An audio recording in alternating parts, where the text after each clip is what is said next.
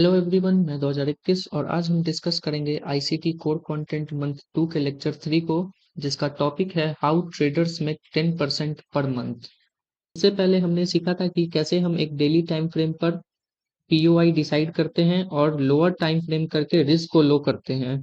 1:3 risk reward होने के बाद हम क्या करेंगे? अब हम अपना 50% टारगेट को यहाँ पे बुक कर लेंगे और बाकी 50% को यहाँ पे रनिंग के लिए छोड़ देंगे।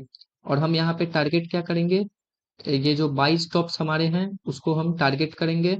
और आप चाहें तो एक्स्ट्रा मार्जिन लेके चल सकते हैं और नहीं चाहें तो आप एग्जैक्ट जो आपका एक्सट्रीम बाई स्टॉप था उसको आप यहाँ पे प्रॉफिट बुक करने के लिए यूज कर सकते हैं।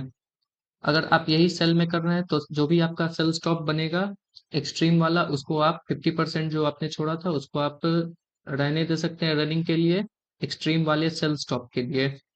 तो यहाँ पर आपका एक अच्छा रिस्क रिवॉर्ड 1:10, 1:7, 1:15 तक भी आपको अच्छे टारगेट मिल जाएंगे।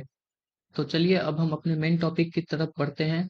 ये हमारे पास एक हाइपोथेटिकल एग्जांपल है और हमारे पास यहाँ पर कुछ नंबर्स हैं जिसे हम देखेंगे कि ये फॉरेक्स प्रोजेक्टेड गोल कैलकुलेटर क्या कहता है। तो ये हमारे पास बेस इक्विटी मतलब हमारा एक मेन अकाउंट है जो $1000 का है और इसमें हम 1:3 के ट्रेड्स देख रहे हैं।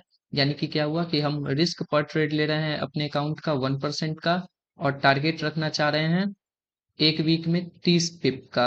और 1% के हिसाब से हमारा एसएल हो जाएगा 10 पिप का।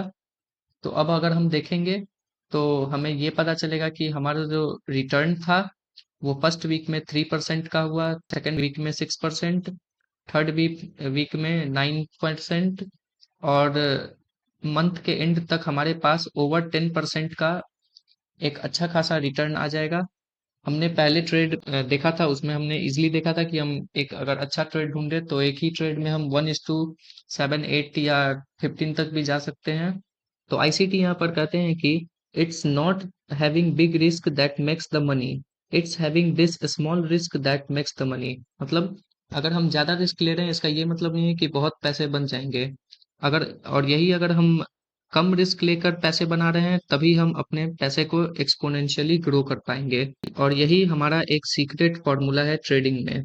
इतने अच्छे ट्रेड हमें इसलिए मिल रहे हैं यहाँ पर क्योंकि हम अपने ट्रेड को फ्रेमिंग कर रहे हैं मंथली, वीकली और डेली टाइम फ्रेम पर, जहां बैंक्स और हेज फंड अपने ट्रेड्स को मैनेज करते हैं। तो इससे क्या होता है कि हमें बैंक्स के साथ चलने में आसानी होती है और उनके फुटप्रिंट इजिली मिलते हैं। तो चलिए अब हम एक दूसरा सिनेरियो लेकर चलते हैं जो कि है हमारा 1:5 रिस्क रिवॉर्ड का। तो इसमें क्या होगा, हमारे पास इक्विटी सेम है। बस हम क्या करेंगे कि अपना जो गोल है पिप का पर पर वीक का वो हम 50% कर लेंगे और रिस्क हमारा सेम रहेगा 1% का जो कि है 10 पिप्स का। तो इससे हमारा क्या होगा कि मंथ के वीक 2 में ही हमारा 10% का टारगेट कंप्लीट हो जाएगा।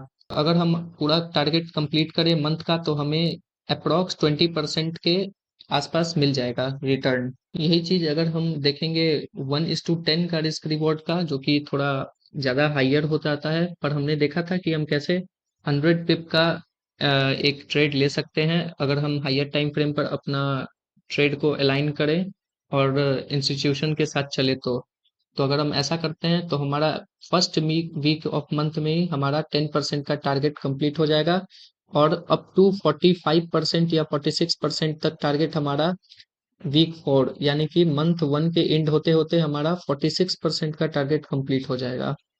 अगर हम सारी कंडीशन सेम रखें जो कि है 1000 का अकाउंट, बस हमारा चेंज हो जाएगा क्या, जो कि है हमारा 100 पिप्स का गोल वीकली का और स्टॉप लॉस वही सेम रहेगा। तो एक ही ट्रेड में अपना 10% कंप्लीट करना चाहते हैं तो इसमें हमने क्या सीखा था कि हम इनिशियली जब हमारा 1:3 का टारगेट पूरा हो जाएगा तो हम अपना 50% को हटा देंगे, कट कर देंगे प्रॉफिट को और बाकी 50% को रिस्क फ्री पर छोड़ देंगे।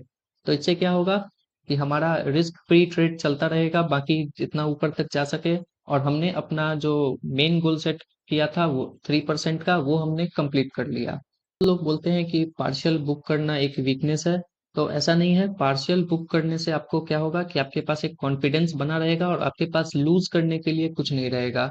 यानी कि आपका जब 1:3 का टारगेट कंप्लीट हो जाता है तो आप 50% बुक कर ले और बाकी को ब्रेक इवन पर सेट करके छोड़ दें। अगर टारगेट जाता है तो बहुत अच्छी बात है, आपका 10% तुरंत कंप्लीट हो जाएगा एक ट्रेड में, और नहीं भी जाता है तो 3% के हिसाब से भी आपका आराम से मंथ के एंड तक 10% का टारगेट ऑलरेडी पूरा हो रहा है। तो बहुत जो कॉन्फिडेंट ट्रेडर्स होते हैं वो कहते हैं कि पार्शियल बुक करना अच्छी बात नहीं है, मगर हमें ये ध्यान में रखना है कि 1:3 अगर हम बुक कर भी रहे हैं तो हम वो पैसा सिक्योर कर रहे हैं जो किसी अनकंसिस्टेंट ट्रेडर लूज कर रहे हैं, उन्हीं का हम पैसा सिक्योर कर रहे हैं अपने अकाउंट में। तो ये एक बुरी बात नहीं है, क्योंकि टोटल प्रॉफिट बुक या लॉस करने का कोई फायदा नहीं होता है। अगर मान लीजिए आपने 1:10 का टारगेट रख लिया और आपने अपना इनिशियल प्रॉफिट बुकिंग नहीं की और मार्केट आपको 1:9 देकर और फिर ब्रेक इवन हो गया, तो इसका कुछ मतलब नहीं बनता है, क्योंकि इतना प्रॉफिट करने के बाद भी आपके पास 0% का रिटर्न आया। तो इससे अच्छा है कि आप अपना 50% को 1:3 पर ही बुक कर लें और बाकी को रनिंग छोड़ दें। तो इंग्लिश में एक इडियम भी है, one for the kitchen one for the soul. तो हम वही उसी पर एक अपना सिनेरियो बनाते हैं कि 1:3 हमारा हो गया किचन के लिए, जो हमारा घर चलाएगा, और बाकी को अगर हम रनिंग के लिए छोड़ देते हैं तो वो हमारे सोल को सेटिस्फाई करने के लिए, अगर चला जाता है तो अच्छी बात, नहीं भी जाता है तो कोई दिक्कत नहीं है। तो इसी के साथ आज का लेक्चर कंप्लीट होता है। होप आपको समझ में आया होगा। मिलते हैं अगले लेक्चर में।